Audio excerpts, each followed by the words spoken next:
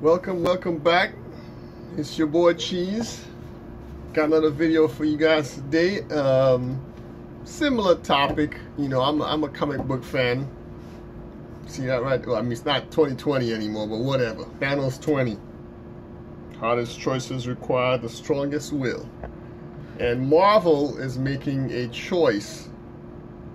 Marvel Phase 4. So we're gonna talk about that today because I was talking to my sister actually a couple days ago or yesterday about where they're going with Phase 4 after such a 10 years culminating in Endgame.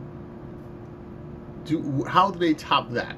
Okay, and the lineup that they have coming up, which to me, this is just speculation, this is just my opinion. I don't see this being as successful as Phase 3. Well, one, two, and 3, for a variety of reasons. But there's a list. There's about, I'd say, let's see, 1, 2, 3, 4, 5, maybe like 12 things that they've got planned as far as movies go. And then there are also going to be some tie-ins with the TV series, which has already started.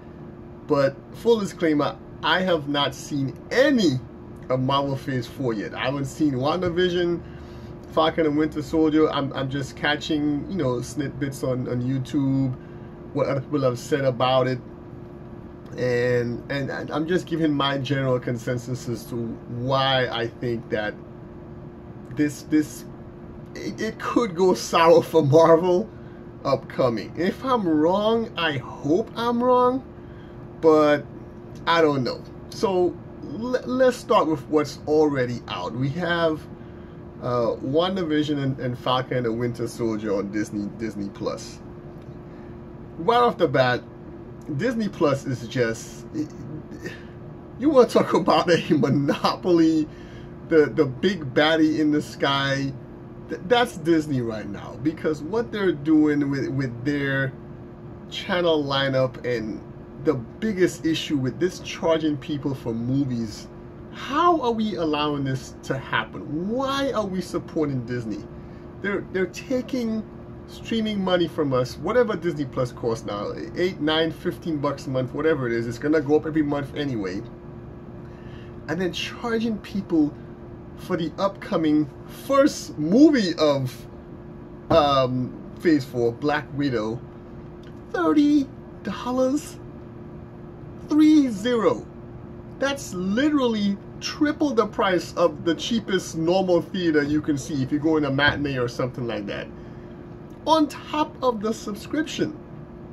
Okay, you're already gonna be putting some people off just on principle. It's not the fact that I don't have $30. It's the fact that I'm paying you for the subscription service, and then you're gonna charge me triple or double the price of a mega theater. Or I could just wait till it comes out. For those people that don't want to go to the theater, I'm guessing maybe a simultaneous release. I'm not 100% sure, but even if it is, you have some gall, some gonads to charge somebody $30 for this thing. But that's Disney for you. So yes, Black Widow is coming out first. Kind of excited for that. I like Scarlett Johansson. I think she's pretty cool. Backstory on her character looks interesting in the trailers, but not $30 interesting. So off the bat, that's one strike right there. Then you have Shang-Chi and the Legend of the Ten Rings. Not a clue what that story is about. Walk down the street, ask an average person anything about Shang-Chi, and they'll look at you like a deer in the headlights. They probably won't have a clue. This is not Iron Man, Hulk, Thor, Hawkeye, Captain America. These are characters that even people who don't watch movies have probably heard and maybe know. Yeah, I know who Thor is. Like, he has some lightning guy with a hammer. Even if they don't know anything about Norse mythology, they probably know something about Thor. And Hulk, well, that goes without saying. Spider-Man, Shang-Chi, No idea. So that's 2 so far. The Eternals, later on this year, I think November or something. Nothing, know nothing about them. Don't really care that much. Never read any Eternals comics. Don't even know if they have Eternals comics. Again, average person on the street. What? Who are the Eternals? Okay. Spider-Man No Way From Home. I'm about done with Tom Holland and Spider-Man. He had his little fun, his little goofy. The first one, Spider-Man, was okay. The second one, that was alright with I don't even remember who was in that second one. Then the last one, Far Away From Home, with Jake Gyllenhaal, not even a real villain in the sense of what they made you think in the preview. The trailers, I wasn't that impressed with that last Spider-Man movie.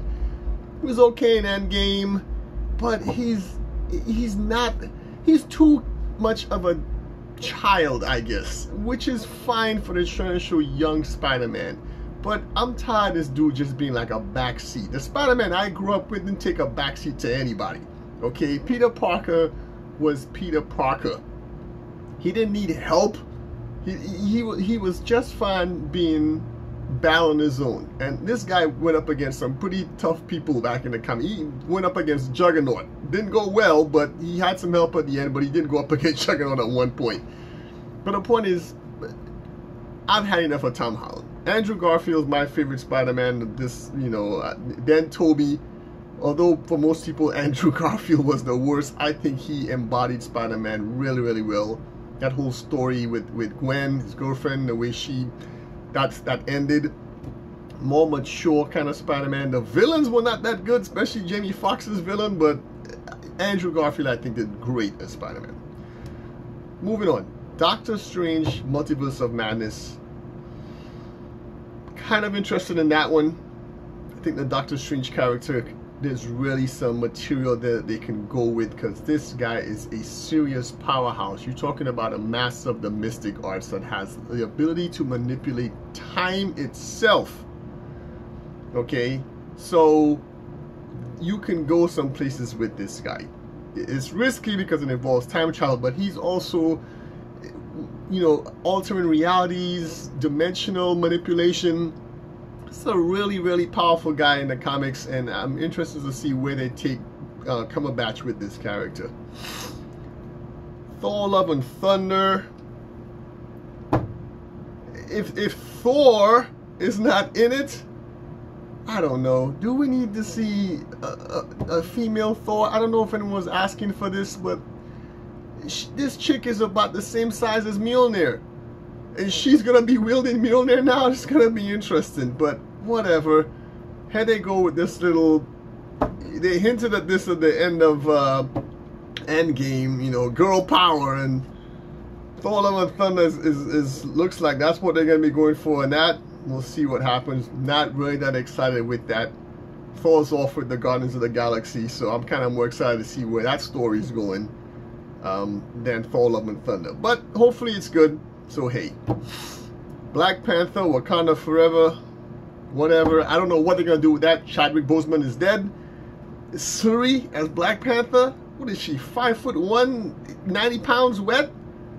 Who is she gonna intimidate? She had her little fist weapons before, and now she's gonna don the Black Panther suit supposedly. I don't see it. And we do not want a CGI Chadwick Boseman. Please, for the love of God, don't do that. Okay. Either replace him with another male character that fills the suit out, but Shuri is just too small in my opinion to be intimidating in that suit. But I digress. Maybe I'll be wrong. Either way, I wasn't a huge fan of Black Panther, the first movie. I thought it was a C, average cabbage. I don't know what all the hype was about it, but people seem to, Wakanda Forever, so we'll see how that goes. But again, for me, okay. Then we get to the Marvels. This fiasco and the story behind how that name came about. This was supposed to be Captain Marvel 2. Okay, Carol Danvers was supposed to be the next Iron Man for the Phase 4, and I don't know what's going on. I don't know who Brie Larson has pissed off now, because this woman she's got a way of pissing people off. From her little acceptance speech way back in the day, talking about movie wasn't made for white men, to Don Cheadle and Chris Hemsworth's interview when she was in the middle, and Don Cheadle was like, "Get off of me," and her little trying to take credit for her stunts that she did, and you know, her little entitlement attitude that she has. Brie just can't get a break. She almost made a turnaround when she showed up on the Tonight Show, whatever she was subbing for, that one of those hosts that do that Tonight Show nonsense, looking nice. I will give it, that's the best I've ever seen Brie Larson look. She had that black dress on, she was smiling, you know, actually had some kind of a personality. She went through that phase. Then she did Kong Skull Island. She didn't even have to be in that movie. She's totally useless character in that movie, if you ask me. And then she has her own YouTube channel. She's trying to be more personable with her little exercise videos and whatnot. I watched a couple of them just to see if she was evolving. I don't know. Brie Larson is not fulfilling the role of Captain Marvel well, and I think that's why Disney is like, okay, you just gotta drop this, and now it's called The Marvel. So she's taking a back seat to her own movie, even losing the title of the movie.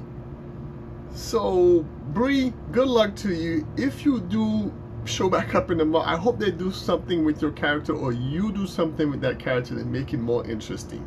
Contrary to popular belief, Captain Marvel was also a C movie. It wasn't terrible, wasn't that good. Okay, if you took Samuel Jackson and the cat out of that movie, there was nothing there. Okay, just emotionless, blank. Nobody cared about Captain Marvel. They don't care about Captain Marvel in the comic books, and they don't care about her on a big screen. And Brie, you're not helping. So hopefully this time around something else comes out better with this. But the fact that you lost your name on this movie, now it's called The Marvels, I don't even know if they're going to have you in the movie next year. So good luck to you, Brie. What's next? Ant-Man and the Wasp. I'm looking at my list there. If y'all see my eyes going this way, that's what I'm checking. I can't memorize all these movies. Give me a break. Ant-Man and the Wasp. Okay, I like the first two Ant-Man movies. I think they need to, you know, bring the Ant-Man character back in the forefront, okay?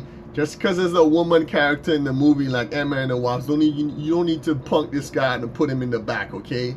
He was there in the first one. He needs to be the main character in the third one. I like the Wasp, but she does not need to be punking him. Why is it that when we do movies with a man and a woman now, the guy's got to be a punk? What is this about? Okay, you can't just have them on equal footing. You can't just have the man still be a man. They always have to be the comic relief, and the woman has to come in and save the day kind of thing. I'm kind of over this. But let me not get off on a political rant here. But I hope this doesn't happen in Ant-Man and the Wasp, Quantumania. We want him back being Ant-Man, and she's a, you know, secondary character. Unless you want to give her own spin-off movie, then that's fine. But in this one, it's Ant-Man and the Wasp, not the Wasp featuring Ant-Man. Stop this nonsense. Guardians of the Galaxy Volume 3 is next. Kind of looking forward to that. Hopefully they do better than the second Guardians of the Galaxy, which kind of lost its way there. But if Thor's in this one, since he was last seen taking off with them for some adventures at the end of Endgame, after he handed over the keys to the kingdom to Valkyrie, hopefully Thor gets back to Endgame Thor, not this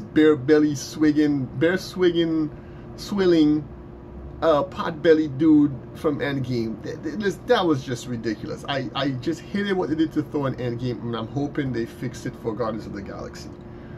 But we'll see. Fantastic Four is to be announced, and Blade is to be announced. Why are they doing Fantastic Four over? I have no idea. They can't get these movies right for some reason. I like the second Fantastic Four with Silver Surfer. The one with Michael B. Jordan, that was utter trash. And then, you know, I don't know who's asking for this. Why? Where's the excitement for that? And then Blade without a martial artist, unless this guy that's playing Blade, I forget what the heck is his name, this new guy that's gonna be playing it. Anyway, whatever. If he can learn martial arts like Wesley Snipes, which I doubt, but if he can and he can pull this off, great. Otherwise, Blade they should just leave the Blade trilogy alone that Wesley was in and let that be that, because they tried the movie show with Sticky Fingers. That made one season, didn't go well because Sticky Fingers can't fight to save his life, and I hope that's not the case with this guy. And then of course you have a bunch of TV series. WandaVision, Falcon, Loki, I guess some people are looking forward to that.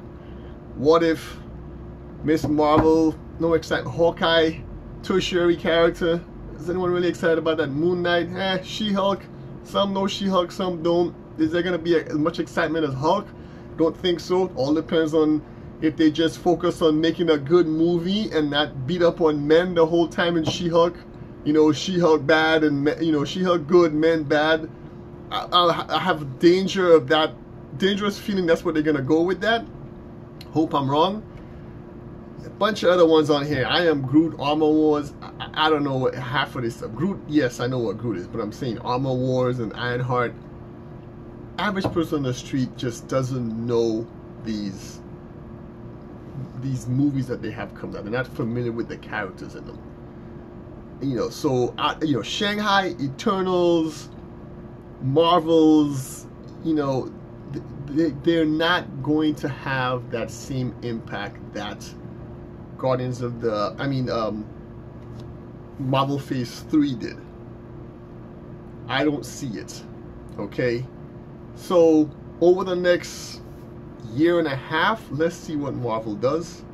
This is the time for DC to take advantage.